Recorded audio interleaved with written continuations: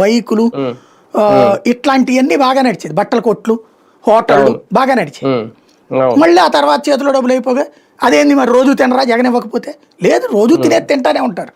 ఇది వచ్చినప్పుడు చేతిలో డబ్బులు ఉన్నాయి కాబట్టి ఇంకొంచెం చూస్తారు. ఇప్పుడు సింపుల్ లాజిక్ అనమాట. మన చేతిలో ఇప్పుడు నేనే ఉన్నాను, స్విగ్గీ పెట్టాలంటే నాకు ఎట్లా ఫీలింగ్ ఉంటుందంటే చూస్తా.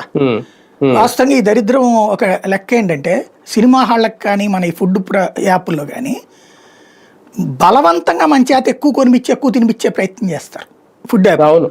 ఇప్పుడు నేను తినేది కరెక్ట్గా ఇంత పెరుగు అన్నం, మ్యాక్సిమం ఇంత పప్పు అన్నం ఉంటుంది.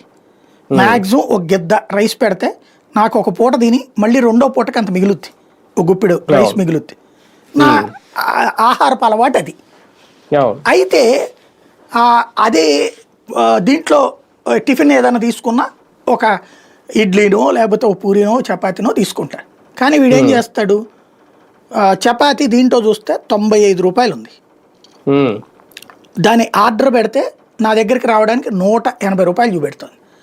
లేదా ఏదో ప్రైమో ఏదో పెడతాడు, అది పెడితే 160 రూపాయలు ఉంటుంది. అది లేకపోతే 180 రూపాయలు.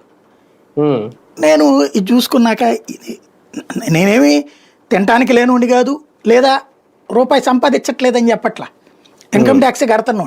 కానీ నాకేమనిపిస్తుంది, వీడెవడికి ఎందుకు ఇవ్వాలి?